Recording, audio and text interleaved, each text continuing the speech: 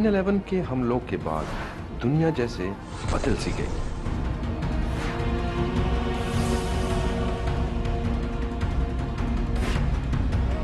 امریکہ نے افغانستان پر حملہ کر دیا اور اس جنگ میں امریکہ کا ساتھ دینے پر افغان پاکستان پر حملہ آور ہو گئے. اس وقت دنیا کی بیشتر اسلامی جہادی تنظیمیں امریکہ اور دیگر مغربی طاقتوں کے خلاف جنگ میں مصروف ہیں.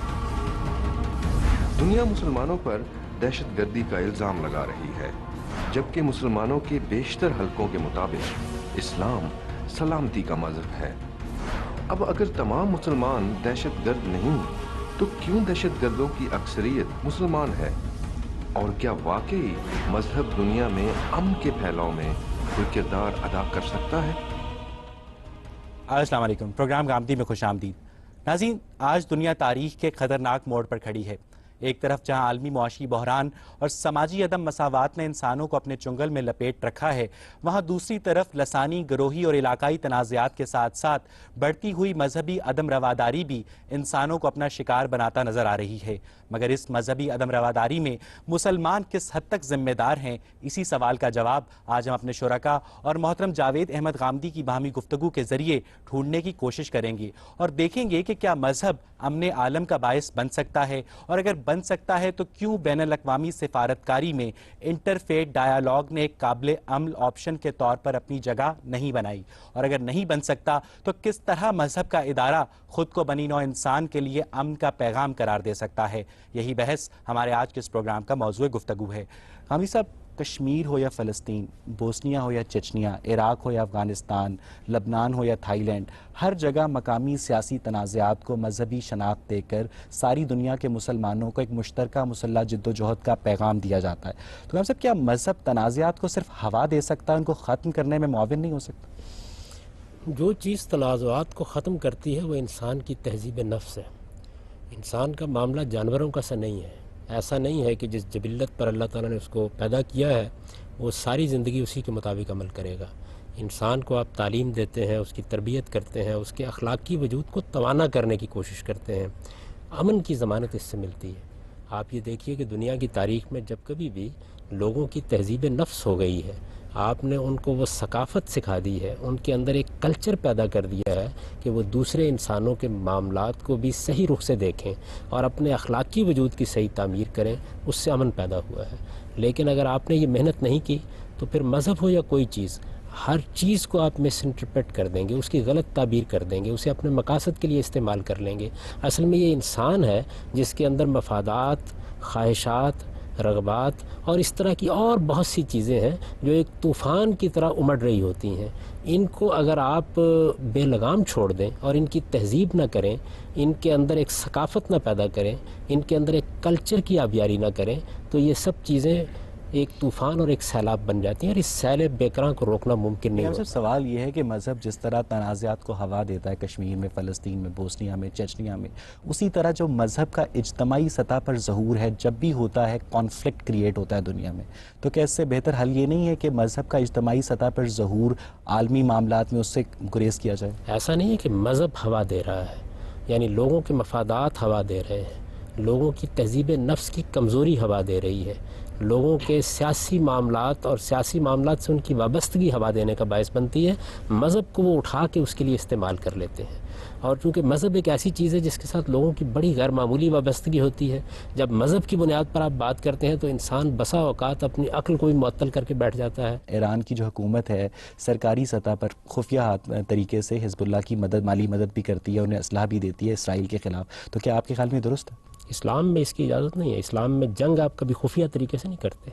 اسلامی قانون کی روح سے جب بھی آپ کو جنگ کرنی ہے علانیہ کرنی ہے. پوری جنگ کے وسائل نہ ہو تو پھر گوریلا جنگ ہی کرنی پڑے گی نا، اور وہ خفیہ ہوگی. اگر آپ کے پاس پوری جنگ کے وسائل نہیں ہیں تو ازراہ کرم دنیا کا امن برباد نہ کریں، پھر آپ پرامن ذرائع سے جد و جہد کریں، سیاسی ذرائع اختیار کریں، دنیا کے اخلاقی وجود کو آواز دیں. پھر آپ کو یہ طریقے اختیار کرنے چاہیے. آپ اسلام کا نام لیتے ہیں اور اسلام کے اخلاقیات کی پابندی کرنے کے لیے تیار نہیں ہیں. اسلام میں جہاد کا حکم کسی فرد کو نہیں دیا گیا، کسی گروہ کو نہیں دیا گیا، کسی جماعت کو نہیں دیا گیا. مسلمانوں کو بحیثیت جماعت حکم دیا گیا ہے. آپ نے یہ فرمایا کہ مسلمان اس پر تو متفق ہے. جماعت کیا ریاست؟ دیکھیے بات یہ ریاست تو اس کا ظہور ہے نا، یعنی مسلمان ایک قوم ہے، ایک پوری کی پوری قوم کی حیثیت سے ان کی کوئی ریاست وجود میں ریاست آئے کو گی۔ جہاد کی اجازت دے دیتے ہیں اس کی پارلیمنٹ کو، جیسے ریاست کوئی الہامی مقدس ادارہ ہے۔ ریاست آپ کو پتہ ہے کوئی الہامی مقدس ادارہ نہیں ہے، بلکہ حالات کے جبر کے تحت قائم ہوتی ہے، تو کس طرح ہم اس کو وہ اختیار دے سکتے ہیں جو مسلمانوں کی جماعت کے پاس ہونا چاہیے؟ دیکھیے بات یہ ہے کہ ریاست اگر مسلمانوں کی رائے سے قائم ہوئی ہے، اس میں ان کی پارلیمنٹ ایسی موجود کوئی ریاست آج تک تو قائم نہیں ہوئی ہم سے، یہ بات اس کا یہ ہے مطلب کہ آج تک کوئی کبھی بھی جہاد نہیں ہوا۔ اس وقت پاکستان کی ریاست میں تو کچھ نہ کچھ برا بلا جمہوری نظام، مسلمانوں کی رائے سے پاکستان قائم نہیں ہوا تھا ہم سے۔ کیوں اور کس کی رائے سے قائم ہوا تھا؟ مسلمانوں نے جدوجہد کی، قائد اعظم کی قیادت میں جدوجہد کی، علامہ دوسری اقبال جنگ کی رہنمائی عظیم میں کے بعد جدوجہد ساری کی۔ جو امپیریل پاورز تھیں اپنی نو آبادیات کو چھوڑ رہی تھیں، انہوں نے پاکستان کو بھی چھوڑ دیا۔ یہ اسباب اور وجوہ بے شمار ہوتے ہیں، کوئی چیز بھی اس دنیا میں تنہا ایک چیز سے حاصل نہیں ہوتی۔ جدوجہد بھی اس وقت کامیاب ہوتی ہے اور برابر ہوتی ہے جب اس کے لیے تاریخی اسباب پیدا ہو جاتے ہیں۔ وہ تاریخی اسباب پیدا ہو گئے، لیکن اگر مسلمانوں نے جدوجہد نہ کی ہوتی تو تاخیر ہو جاتی۔ بات یہ ہے کہ سری لنکا میں جو تامل ٹائیگرز ہیں وہ سری لنکن حکومت کے خلاف لڑ رہے ہیں۔ ناردرن آئرلینڈ میں Irish republic army United kingdom کی گورنمنٹ کے خلاف لڑتی رہی۔ پوری دنیا میں کسی بھی تامل نے ان تامل ٹائیگرز کی اس طرح مدد نہیں کی، پوری دنیا میں اس طرح آئرش ریپبلکن آرمی کی عیسائیوں نے مدد نہیں کی جس طرح جہاں مسلمان لڑ رہے ہیں ان کی مذہب اہل اسلام کرتے ہیں۔ اس کی وجہ یہ ہے کہ اس وجہ سے مسلمانوں میں پوچھ رہا ہوں کہ مذہب فلیش پوائنٹ بنتا ہے؟ دیکھیے اس کی وجہ یہ ہے کہ مسلمانوں کے ہاں مذہب ایک زندہ حقیقت ہے۔ مسلمان مذہب سے جو وابستگی رکھتے ہیں، بہت عرصہ ہوا کہ مذہب وہ حیثیت کھو چکا ہے دنیا کے اندر، مسلمانوں کے اب بھی یہ وہ تو ایک موجود ہے۔ ریلیجس سپیریورٹی کمپلیکس نہیں ہے ویسے کہ ہمارا یہ مذہب ایک سب سے امر واقعہ مقدم، کا بیان ہم ہے۔ سب سے زیادہ اپنے مذہب پر عمل کرنے والے نہیں، یہ یوں نہیں ہے، مذہب پر عمل کرنا ایک الگ چیز ہے اور مذہب کا ایک زندہ حقیقت کے طور پر معاشرے پہ اثر انداز ہونا ایک دوسری چیز ہے۔ عیسائی بھی، مسیحی بھی اپنے مذہب پر عمل کرتے ہیں، ہندو بھی اپنے مذہب پر عمل کرتے ہیں، لیکن اس کا ایک معاشرتی اور سیاسی حقیقت بن جانا۔ تسلیم کیا جائے تو آج 21ویں صدی میں مسلمانوں کی لڑائی، آپ کے خیال میں مسلمان اس وقت سب سے زیادہ اپنے مذہب پر کاربند ہے، تو مسلمانوں کی لڑائی عیسائیوں کے ساتھ ہے، مسلمانوں کی لڑائی یہودیوں کے ساتھ ہے، مسلمانوں کی لڑائی ہندوؤں کے ساتھ ہے، اور مسلمانوں ہی کی لڑائی اپنے ہی اقلیتی فرقوں کے خلاف ہے۔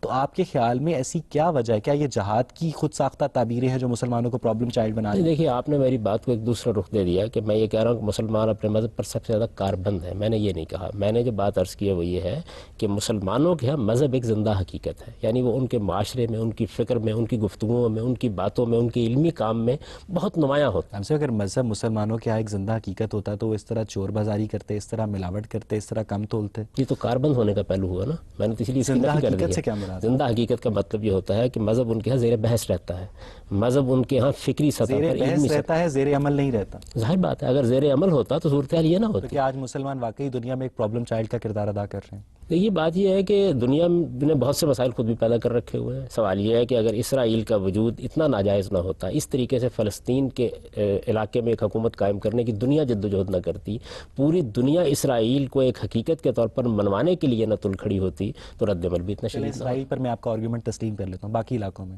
باقی علاقوں میں کیا ہے؟ کشمیر میں تھائی یہی لینڈ میں، صورتحال لبنان ہے۔ میں، دیکھیے بوسنیا کشمیر میں، کے معاملے چیچنیا میں بھی، کشمیر کے معاملے کو ذرا تھوڑی دیر کے لیے دیکھ لینا، ایک سادہ اخلاقی اصول تو یہ ہے کہ کشمیر کے لوگوں سے پوچھ لیا جائے، لیکن دنیا اس سادہ اخلاقی اصول کی پشت پر اس طرح کھڑی ہونے کے لیے تیار نہیں ہوئی جس طرح کہ اس کو ہونا چاہیے۔ اب اس کا نتیجہ کیا؟ اس کا نتیجہ یہ کہ اس کا بھی رد عمل پیدا ہوگا۔ ہم سب یہاں سے گفتگو کا سلسلہ آگے بڑھائیں گے، لیکن ناظرین اس سے پہلے وقت ہوا ایک بریک کا، حاضر ہوتے ہیں بریک کے بعد۔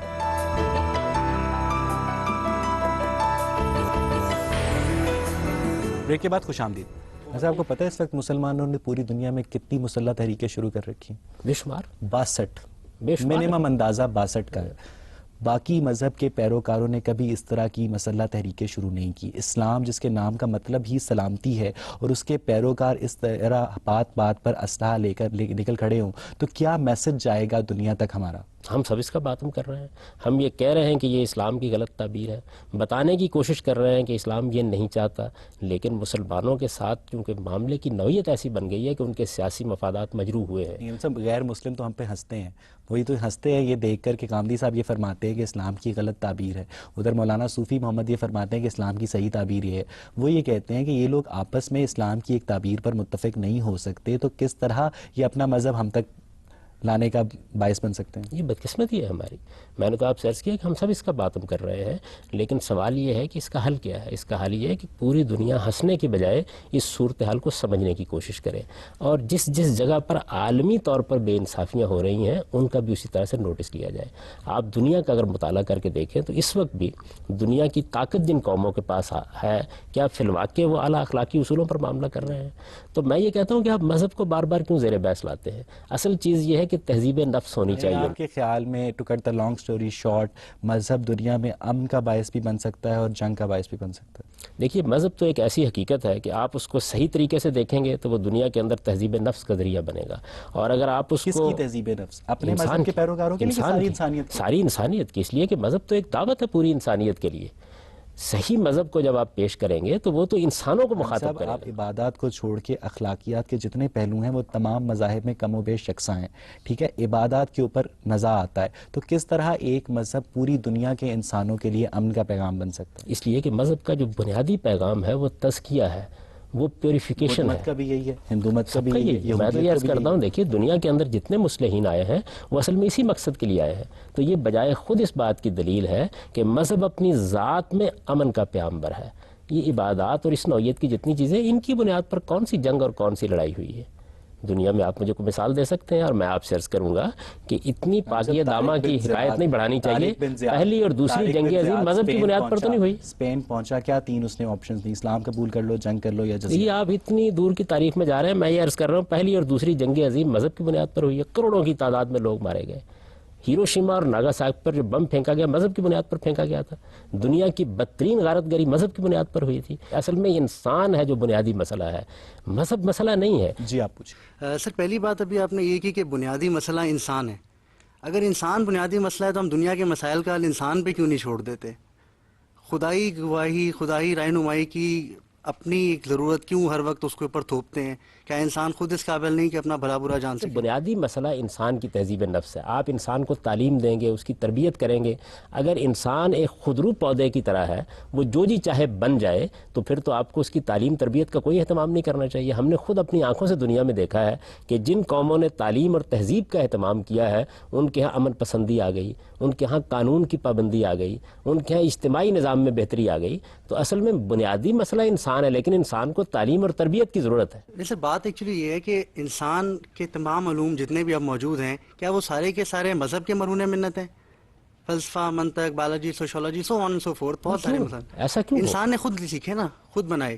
تو خدا کو بھی ہم انسان کو خود کیوں نہیں جاننے دیتے؟ کیا ضروری ہے کہ ہم بتائیں اسلام کا خدا یہ، ہندو کا خدا یہ، عیسائی کا خدا یہ، یہودی کا خدا یہ، اور پھر ایک مسئلہ خدا کا جنریٹ کر دیں؟ نہیں، اللہ تعالیٰ کو بھی انسان خود ہی جانتا ہے، اور اللہ تعالیٰ کا شعور انسان کے اندر ودیت کیا گیا ہے. وہ خیر و شر کو بھی خود ہی جانتا ہے. چند معاملات ایسے ہیں جن کی تعین میں غلطی ہوتی ہے. مثال کے طور پر دیکھیے کہ دنیا میں کم و بیش 4000 سال کی تاریخ شرک کی تاریخ ہے. اس کی اصلاح کرنے کے لیے انبیاء علیہ السلام کو تعلیم دینا پڑی. اسی طرح اخلاقی حدود میں تجاوز ہو جاتا ہے، رہبانیت پیدا ہو گئی. انسان نے خدا کے ساتھ اپنے تعلق کی بنیاد پر پوری تہذیب کی نفی کر دی، تو انبیاء علیہ السلام کو آ کے توازن پیدا کرنا پڑا. اصل میں انسان جب سیکھتا ہے، آگے بڑھتا ہے، تو غلطیاں کرتا ہے، اور بعض غلطیاں ایسی ہیں جو اس کی پوری شخصیت کا احاطہ کرتی ہیں. مسئلہ یہ نا کہ توازن صرف انبیاء تک محدود نہیں نہ رہا. انبیاء کے بعد فردر جو ان کے نام لیوا آئے اور ان کے مقتدی کہلانے کے حقدار ٹھہرے، انہوں نے بھی توازن پیدا کرنے کی کوشش شروع کر دی. اور جب ان کو مذہب نے اجازت دے دی کہ ٹھیک ہے جی آپ ٹھیکیداروں کے طور پہ کام کر سکتے ہیں، تو وہ کیے جا رہے ہیں. مذہب نے کہاں اجازت تو دیتا ہے بہرحال. مذہب نے تو یہ اجازت نہیں دی.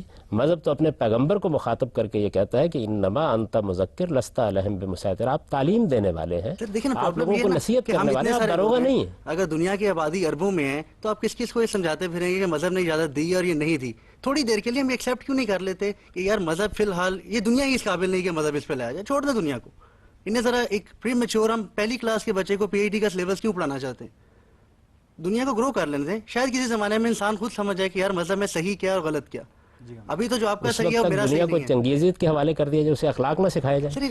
پھر دنیا کو کسی طرف تو چھوڑے نا. اسے یہ نہ بتایا جائے کہ تمہیں پورا تولنا ہے، تمہیں جھوٹ نہیں بولنا، تمہیں بددیانتی نہیں کرنی، تمہیں اخلاقی حدود کی پیروی کرنی ہے. مذہب کے علاوہ بھی دنیا کو پتہ لگ گئی ہیں. آپ نے غالباً فلسفے کی تاریخ نہیں پڑھی. اس میں تو یہ ماننے سے انسان انکار کر رہا ہے کہ ان اقدار اور ویلیوز کی کوئی بنیادی حقیقت ہے. انسان نے تو آہستہ آہستہ اپنے فکر سے یہ فلسفہ تراش کیا ہے کہ یہ سب چیزیں مفادات سے پیدا ہوتی ہیں. جبرن بنوائیں گے. نہیں، جبرن مذہب نہیں بنواتا، وہ آپ سے گفتگو کرتا ہے، استدلال کرتا ہے، آرگو کرتا ہے. لیکن قانون تو آپ بناتے ہیں نا. قانون کس چیز پہ بنائیں گے؟ قانون اخلاقی اصولوں پر بنتا ہے. آپ کو بہرحال قانون بنانا پڑے گا کہ کوئی اگر کم تولے گا تو اسے سزا دی جائے گی. آپ کو قانون بنانا پڑے گا کسی بڑھیا کا آپ پلاٹ ہتھیا لیں گے تو آپ کو جیل میں جانا پڑے گا. سوال یہ کہ اخلاقیات مذہب کے کیوں، انسانی معاشرے کے کیوں نہیں؟ اخلاقیات انسان کے اندر سے پیدا ہوتے ہیں. مذہب کیا کرتا ہے؟ مذہب عدم توازن کو دور کرتا ہے. اخلاقیات ہمارے اندر سے پیدا ہوتے ہیں. میں نے آپ کو مثالیں دی ہیں کہ جب انسان نے اپنے طور پر ان حقائق کا فیصلہ کرنے کی کوشش کی ہے تو حدود سے تجاوز ہو گیا ہے. ہم سب ایک دوسرے سے سیکھتے ہیں، انبیاء علیہ السلام سے کیوں نہ سیکھیں؟ ہم سب یہاں سے گفتگو کا سلسلہ آگے بڑھائیں گے، لیکن ناظرین اس سے پہلے وقت ہوا ایک بریک کا. حاضر ہوتے ہیں بریک کے بعد.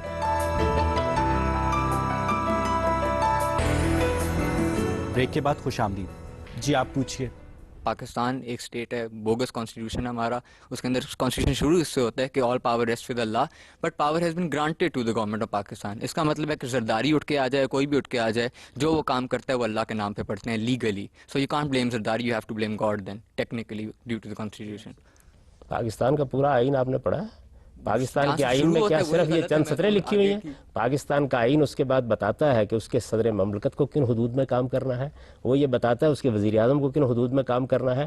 پاکستان میں جو آئین قوم نے بنایا تھا، اے کاش آپ اسے چلنے دیتے اور پھر آپ دیکھتے کہ پاکستان کے اندر کتنا اچھا معاشرہ وجود میں آتا. یہ کانسٹیٹیوشن آپ جانتے ہیں کس شخص نے بنایا تھا؟ یہ ذوالفقار علی بھٹو صاحب نے بنایا تھا. آپ جانتے ہیں کہ اس میں ملک بھر کے تمام بڑے لیڈر شریک ہوئے تھے. یہ وہ کانسٹیٹیوشن ہے کہ جو ہمارے پاس اس وقت سب سے بڑی متفق علیہ دستاویز تھی.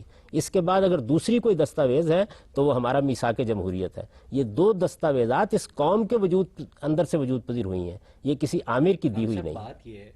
بات یہ ہے کہ آپ فرما رہے ہیں کہ پاکستان کا موجودہ آئین جو 1973 کا آئین ہے اپنی اصل شکل میں ذوالفقار علی بھٹو نے بنایا تھا. ہم سب پاکستان کا 1973 کا آئین پاکستان کو ایک اسلامی جمہوریہ قرار دیتا ہے. ہم سب آپ کو بہت اچھی طرح پتہ ہے اور پاکستان کا ہر پڑھا لکھا آدمی جانتا ہے کہ ذوالفقار علی بھٹو کی ذاتی زندگی میں اسلام کس حد تک داخل تھا. ہم سب یہ پولیٹیکل کمپرومائزز ہوتے ہیں جو مذہب کے نام پر لوگوں کو اٹریکٹ کرنے کے لیے گورنمنٹس یوز کیا کرتی ہیں. اس کا یہ مطلب ہرگز نہیں ہوتا کہ جو حاکم کو بہت دلچسپی ہے کہ وہ ریاست کے اندر اسلام نافذ کرے یا کوئی اور دوسرا مذہب نافذ کرے. میں نے تو یہ بات کہی نہیں کہ ان کو بہت دلچسپی تھی. میں نے تو یہ کہا جو قوم چاہتی تھی وہ آئین کی صورت میں ظہور پذیر ہو گیا. جتنے قوم کے لیڈر تھے، جتنے رہنما تھے، قوم نے کبھی مذہبی جماعتوں کو اکثریت دی؟ کبھی نہیں دی. یہ بات یہ مذہبی جماعتوں کو اکثریت دینا ایک اور چیز ہے اور مذہب کے بارے میں اپنے نقطہ نظر کا اظہار کرنا ایک اور چیز ہے. آپ ابھی ریفرنڈم کرا کے دیکھ لیں، ابھی کرایا گیا، آپ کے جیو کی طرف سے کرایا گیا، معلوم ہوا پاکستان کے 81% لوگ یہ چاہتے ہیں کہ یہاں اللہ کی شریعت ہونی چاہیے. تو عوام جو بات چاہتے ہیں کیسے ہونے چاہیے اس پر کوئی متفق نہیں ہوگا. اس کے اوپر لوگوں کی تربیت کریں.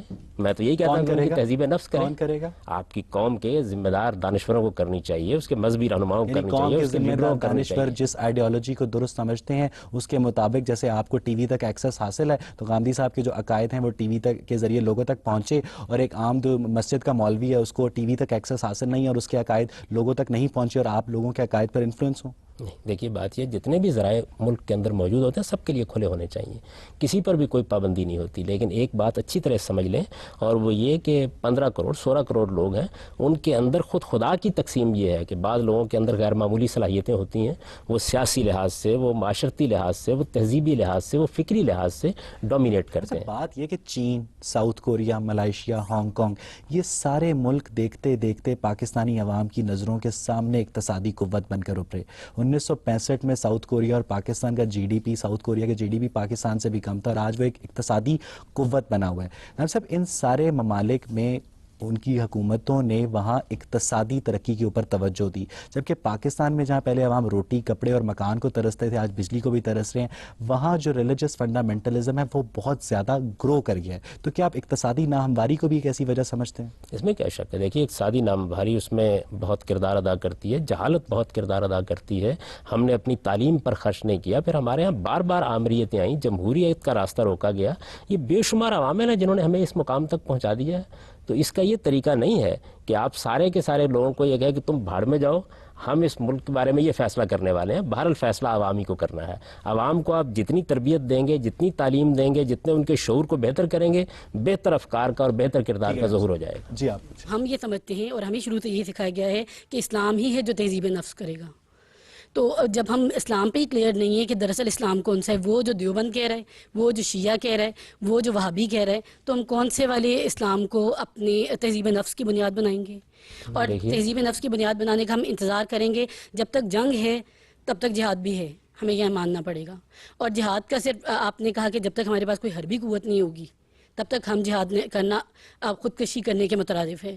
ہمارے پاس حربی قوت آئے گی ہی نہیں کیونکہ ہم انہی ڈسکشنز میں بیزی رہیں گے. حربی قوت کہاں سے آئے گی؟ تو ہم آواز بھی نہیں اٹھائیں گے. اس کی ضرورت کیوں ہے کہ آپ پہلے مرحلے پر حربی قوت پیدا کر کے لوگوں کے خلاف اعلان جنگ کر دیں؟ دنیا کے اندر بہت سے کام آپ استدلال سے، آپ دعوت سے، آپ تبلیغ سے، آپ تعلیم سے حاصل کرتے ہیں.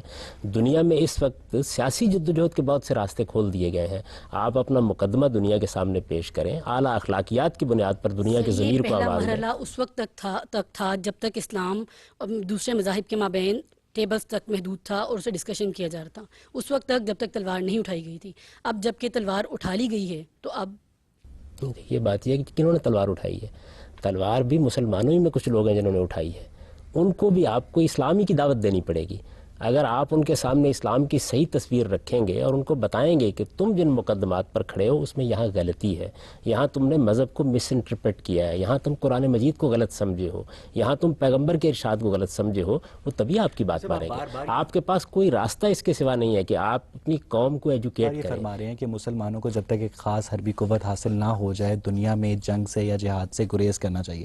ہم سب آپ کی اس بات کو اگر درست تسلیم کر لیا جائے تو آج دنیا میں اگر کوئی بھی جہادی، فرض کرے سارے جہادی آپ کو اس وقت ٹی وی پہ دیکھ رہے ہیں، تو ان سب کو اپنی بندوقیں پھینک دینی چاہیے اور اگلے 50 سال تک تو کم از کم کوئی جہاد نہیں ہو سکتا. یعنی میں یہ سمجھتا ہوں کہ ان کو بندوقیں پھیلوا کے پھینک دینی چاہیے اور اصل مسئلے کا تجزیہ کرنا جو چاہیے. ہلکے ہیں آپ کے اوپر یہودی ہونے کا، ایجنٹ ہونے کا الزام میری گزارش سن لیجیے. میں اس ملت کے ساتھ محبت رکھتا ہوں. میں جانتا ہوں کہ یہ خودکشی کر رہی ہے.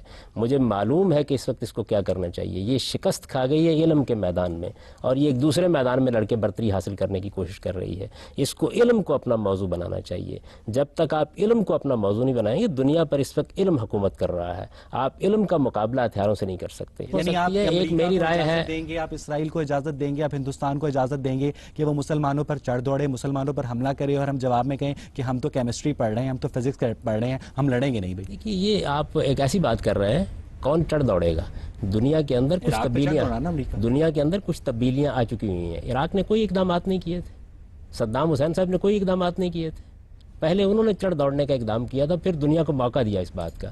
میں یہ گزارش کر رہا ہوں کہ جب کوئی فی الواقع ہم پر چڑھ دوڑے گا تو پھر لڑ لیں گے. پہلا مرحلہ یہ ہے کہ ہمیں امن چاہیے. ہم سب یہاں سے گفتگو کا سلسلہ آگے بڑھائیں گے، لیکن ناظرین اس سے پہلے وقت ہوا ایک بریک کا. حاضر ہوتے ہیں بریک کے بعد.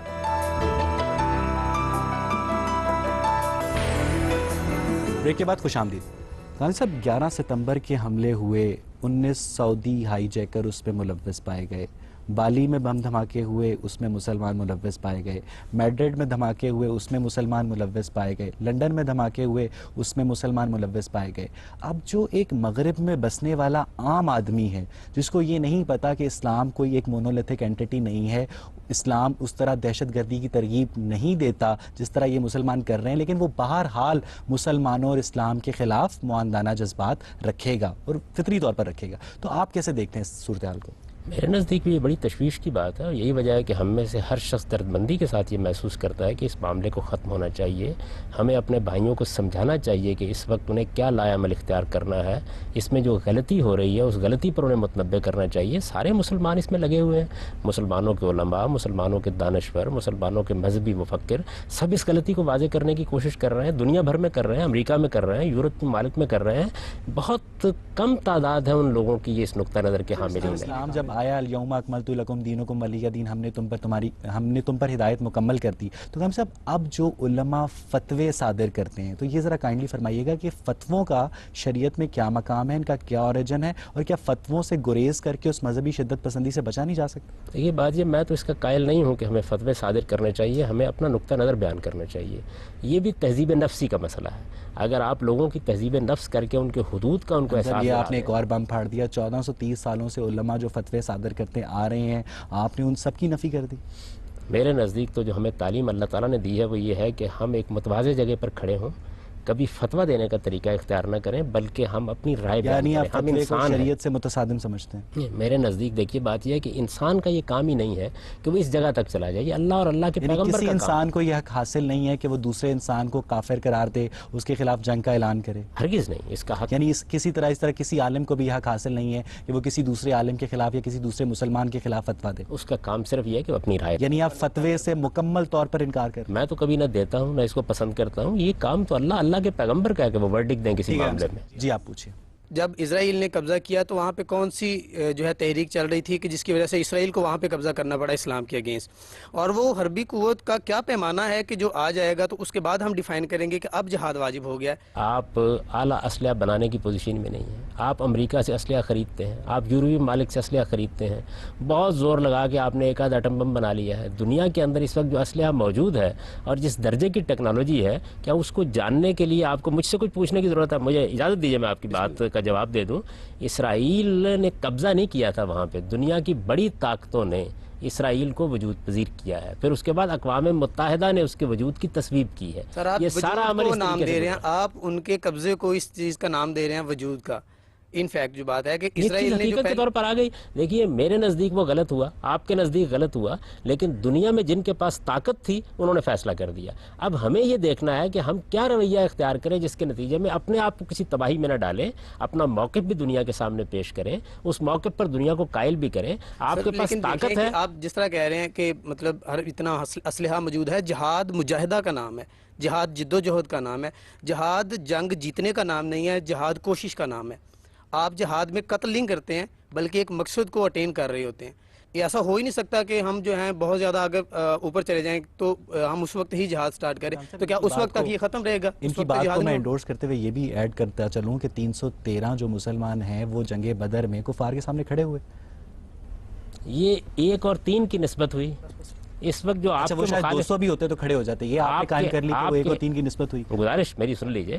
پہلی بات تو یہ ہے کہ جس خدا نے آپ کو جہاد کا حکم دیا ہے، یہ دوسری بات بھی اسی نے کہی ہے.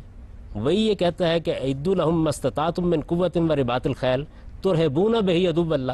اتنی حربی طاقت پیدا کرو جہاد کرنے کے لیے کہ تمہارے دشمن تم سے مرعوب ہوں. وہی یہ کہتا ہے، صحابہ کرام کو مخاطب کر کے کہتا ہے کہ اگر تمہاری طاقت 1:2 کی ہو تو تب تم پر میں جہاد کی ذمہ داری ڈالوں گا. سوال یہ ہے کہ آپ نے، میں قرآن سنا رہا ہوں آپ کو. تو سر میں بدر آپ ایک کو تاریخ واقعہ بتا رہا ہوں، یہ بھی تو قرآن ہے. میری گزارش سن لیجئے. بدر قرآن کیسے ہو گیا؟ وہ ایک تاریخ کا واقعہ ہے، اس کو تاریخ کی روشنی میں دیکھیں گے. یہ تو اللہ تعالیٰ نے جہاد کے بارے میں خود قرآن میں بیان کر دیا. یہ کیسی بدقسمتی کی بات ہے کہ ایک طرف آپ جہاد کا لفظ قرآن سے سن لیتے ہیں، قرآن جو کچھ اس کے علاوہ کہہ رہا ہوتا ہے وہ سننے کے لیے تیار نہیں ہوتے. بدر میں کیا تھا طاقت کا تناسب؟ 1:3. اور قرآن مجید نے اس وقت ضمانت دے رکھی تھی کہ 1:10 پر اللہ تعالیٰ نصرت فرمائے گا.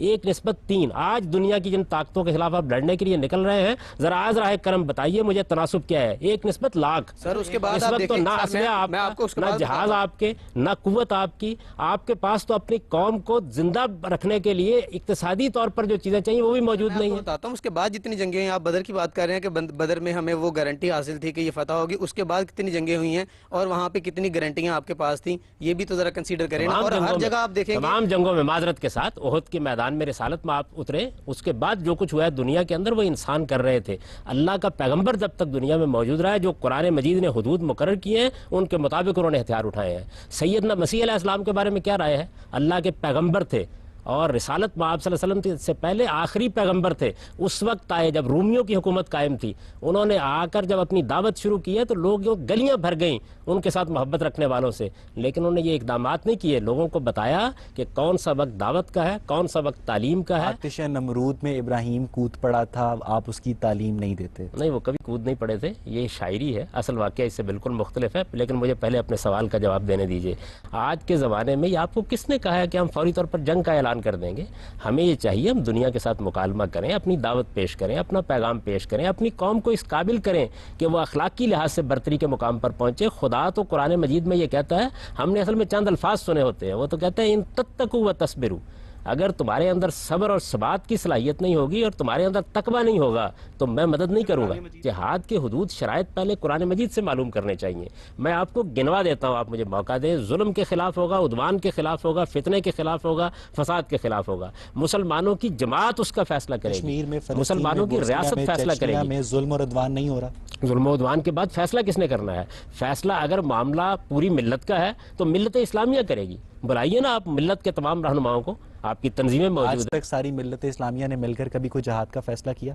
یہ ملت مسلمان اسلامیہ اس پوزیشن میں بادشاہوں کی نہیں. سیاسی اقتدار کی مسلمان اس پوزیشن میں نہیں ہے. بات یہ ہے 1430 سال سے نہیں تھے. نہیں, جب مسلمان تھے اس پوزیشن میں تو دنیا بھر کے اندر سب کچھ کرتے رہتے تھے. ساری 1200 سال کی تاریخ بری پڑی. ایک مثال, بھائی 1200 سال کی تاریخ میں بے شمار مثال ہے, پوری تاریخ بری پڑی ہے. مسلمانوں نے جس چیز کو دیکھیے, اس کے اوپر آپ اعتراض یہ کریں گے ظلم تھا یا نہیں تھا. میں یہ کہتا ہوں یہ فیصلہ تو لوگوں نے کرنا. اعتراض کروں نہ کروں, آپ چھوڑیں, آپ ایک مثال دیں. میں عرض کرتا ہوں کہ رسالت مآب صلی اللہ علیہ وسلم کے زمانے میں صحابہ کرام نے وہ جو تو جنگ قانون کی, اتمام حجت ہو گیا. اس کے بعد مسلمانوں کو معلوم ہوا, جیسے کہ بیان کیا جاتا ہے تاریخ میں, کہ ہندوستان میں کچھ عورتوں کو پکڑ لیا گیا ہے. آپ اس تاریخی واقعے کے بارے میں خود ہی فرمایا تھا کہ محمد بن قاسم اگر ان عورتوں کو چھڑانے آیا تھا تو چھڑا کے چلا جاتا. آپ ایک مثال, میری گزارش ایک سن لیجیے. بات یہ ہے کہ جتنے بھی حملے کیے جائیں گے, امریکہ بھی آج کرتا ہے, میں بھی کرتا ہوں, برطانیہ بھی کرتا ہے, اس کے پاس کوئی جواز ہوتا ہے نا کسی بات کے اوپر. آپ ایک جانب یہ کہتے ہیں کہ ہمیں جنگ کرنی ہے. میں یہ کہتا ہوں جنگ کس کے خلاف کرنی ہے؟ ظلم و عدوان کی بنیاد پر کرنی ہے. آپ محمد بن قاسم سے پوچھیں تو وہ بھی جواز بیان کرے گا, طارق بن زیاد سے پوچھیں تو وہ بھی جواز بیان کرے گا. موصل پر آپ مجھے بات کرنے دیجیے, نہیں آپ مجھے گزارش کرنے دیجیے. آپ نے مجھے پوچھا نا واقعات بتائیے. موصل والوں کے خلاف آپ جنگ کی بات کریں گے تب بھی میں یہ بتاؤں گا کہ آپ کو اس وقت جو جنگ کرنے مسلمہ کا اجتماعی فیصلہ نہیں, مسلمانوں کا اجتماعی, مسلمانوں کی حکومت موجود تھی نا اس وقت, خلافت موجود تھی ان کی. اس وقت مسلمانوں کی خلافت ان کو ریپرزینٹ کر رہی تھی, وہ فیصلے کرتی تھی. مجھے ان فیصلوں سے انکار ہو سکتا ہے, مجھے ان سے اختلاف ہو سکتا ہے, لیکن مسلمانوں کا کوئی اجتماعی نظم تھا جو فیصلہ کرتا تھا. میں اس اجتماعی نظم پر بھی اعتراض کر سکتا ہوں کہ وہ اجتماعی نظم ان کا ریپرزینٹیٹو تھا یا نہیں, لیکن تھا. تو سوال یہ ہے کہ اس کی اجازت میں آپ کو کیسے دے دوں کہ مسئلہ پوری قوم کا ہے, فیصلہ کرنے کے لیے 10 آدمی مسلمانوں کی اجتماعی قیادت یہ فیصلہ کرے کہ ہندوستان میں چند مسلمان عورتوں کے ساتھ زیادتی ہوئی ہے اور وہ سارے ہندوستان کو قبضہ کر کے اپنے زیر نگی کر لیں. یہ میں نے کب کہا ہے؟ میں نے یہ کہا ہے کہ میں اس ظلم کے خلاف لڑنے کا حق رکھتا ہوں. آپ اصل میں مقدمہ مسلمانوں کا, بار بار یہ کہہ رہے ہیں کہ مسلمانوں کا اجتماعی شعور کبھی غلطی نہیں کرتا, مسلمانوں کا اجتماعی شعور ہمیشہ صحیح فیصلے کرتا. میں نے یہ بھی نہیں کہا, میں نے تو یہ کہا فیصلہ کس کو کرنا ہے. آپ کا رسول کے قانون اتمام حجت کے علاوہ ایک ایسی مسلمانوں کی مہم بتا دیں جس میں مسلمانوں نے مل کر ایک فیصلہ کیا ہو کہ ہاں آج ہمیں تنزانیہ کے خلاف جہاد کرنا ہے. سارے مسلمانوں کو تو اس کا موقع ہی نہیں دیا بدقسمتی سے ملوکیت نے کہ کبھی ان کا اجتماعی نظم اس طرح وجود میں آ جائے. یہ مسلمانوں کی بدقسمتی ہے کہ وہ خلافت راشدہ کی جمہوری روایت کو اپنے یہاں قائم نہیں رکھ سکتے. یہاں سے گفتگو کا سلسلہ آگے بڑھائیں گے, لیکن ناظرین اس سے پہلے وقت ہوا ایک بریک کا. حاضر ہوتے ہیں بریک کے بعد.